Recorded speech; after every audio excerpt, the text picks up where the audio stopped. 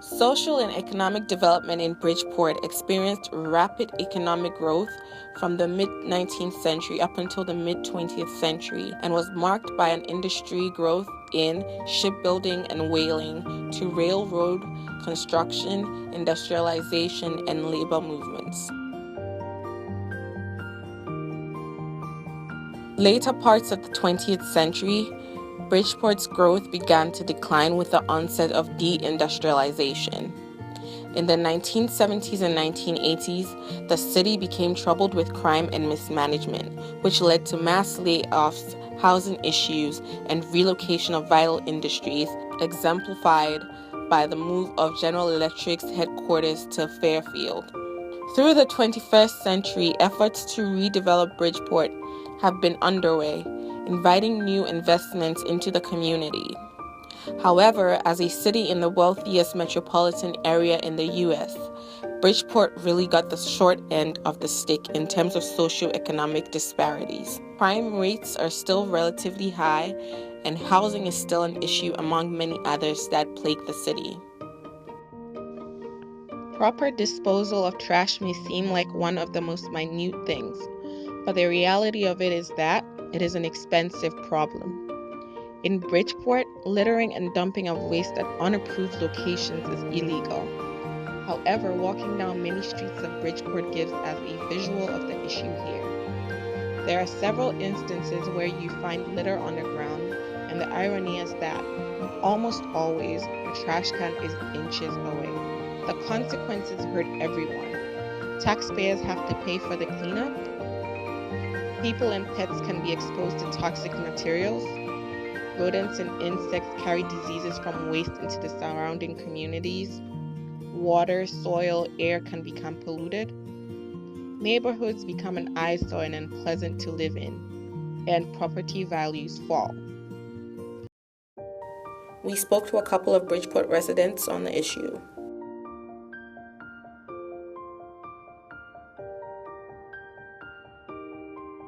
My friend's call me Chin. I'm a grad student here at University of Bridgeport.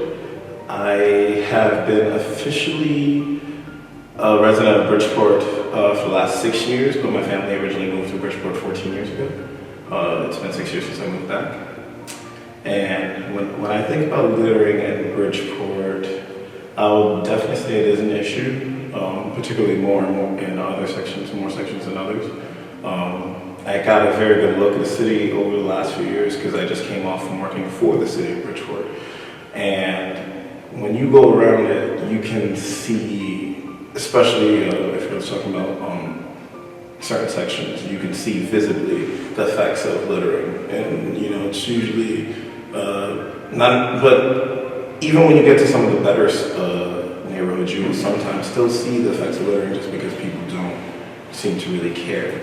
Bridgeport has the nickname the Park City, and I think that's really significant when you think about the issues with littering because it becomes quite evident that people don't care as much for their community when you go around because you have areas that should be very botanical and beautiful, and you should be able to acknowledge the fact that there are more trees in this area than most areas, considering it's a city, but you can't because you'll see different amounts of trash.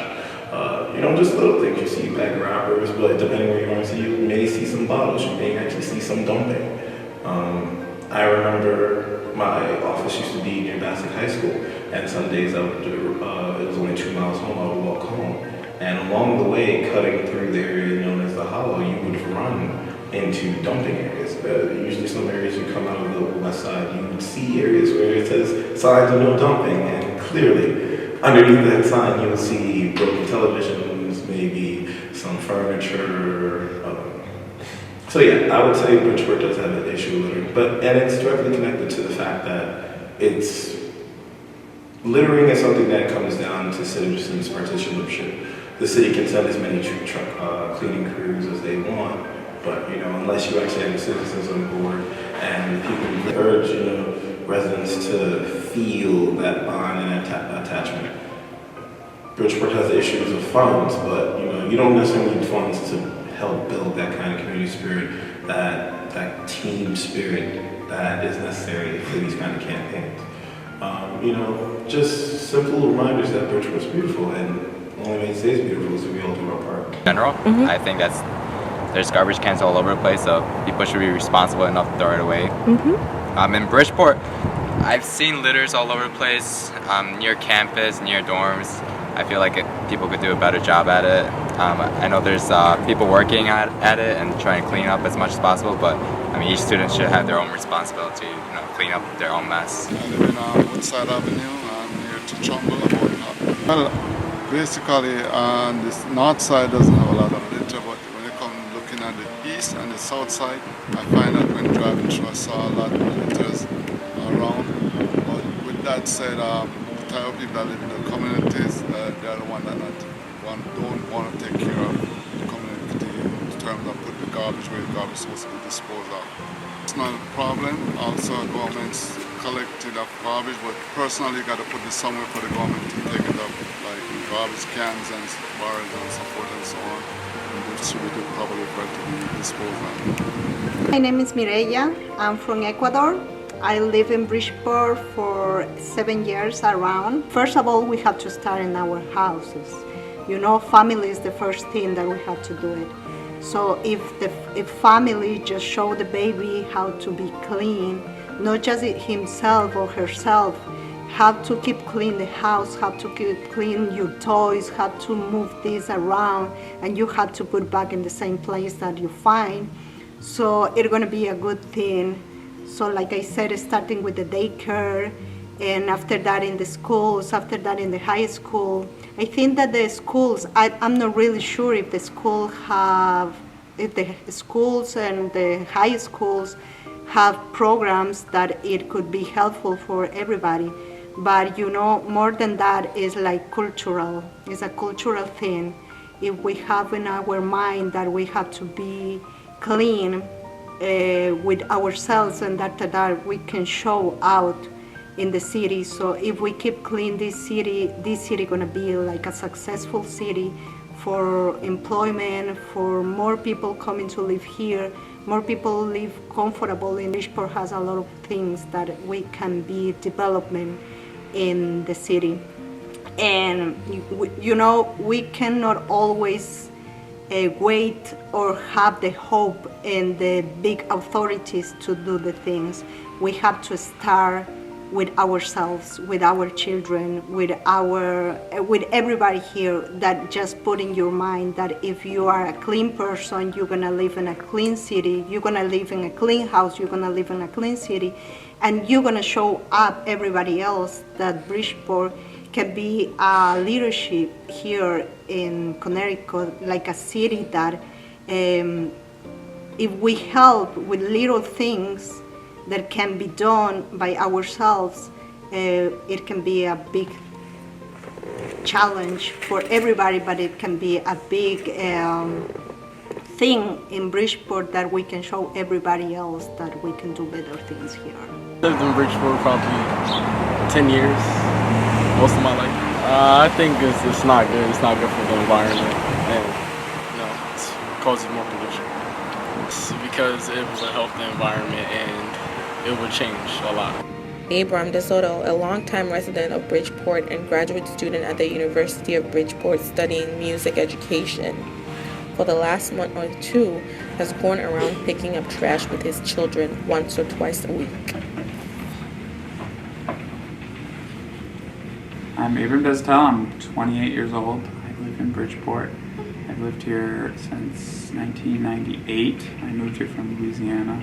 I have 3 kids. Another one is in a stroller being pushed by Grandpa. I have been married for 10 years. I am currently a graduate assistant in the music department at the University of Bridgeport. I got my undergrad here as well in the music education program. I'm currently pursuing my music education degree. I am also a volunteer firefighter, and I play in my church band every now and then. We get so tired. Yeah, we get tired. It's not that far. We stay probably on the same block and don't cross any roads actually. But they seem to have fun because they have their little robot arms. I have to teach them not to actually grab the trash with their hands. and then once we get here, we wash our hands and eat a blueberry muffin or something like that. But I just wanted to give them an experience, and it's something really simple. It's not very intensive. They do get tired. Usually on the walk back from the library, they're dragging their feet, but they seem to enjoy it. And it's, for me, it's almost like therapy, kind of. Like when you clean up your desk or you organize your house, you put your clothes away. It's a lot of work, but there's a really strong sense of accomplishment once you're done. And I wanted them to experience that, as well as clean up this one area that's never clean. He's kind of a little bit disturbed that they fill up a whole bag in one block. It would definitely be nice if somehow, just through people seeing that there's a difference being made, that a sense of ownership could be cultivated more in other people, and they could feel that picking up trash can be very simple and easy, and it makes a big difference, because we, like I said, we start with kitchen trash bags sometimes, but usually we just have grocery bags, so we don't really carry that much trash. But you can already see if you walk that pathway every day that it looks a lot better. We found brake pads, of course, diapers. We found fast food boxes, the whole, meal boxes. It's a very simple thing to do. I hope that it can make an impact, but at this point, I'm not really seeing it as like a big initiative that would start, because I don't think, at least when I used to do service projects and we would go out and pick up trash, I never had fun, because it would take a long time. You would collect a lot of trash, and it was really cool, but that takes a lot more effort. I feel like it has to be something really small and easy if it's going to impact a lot of people.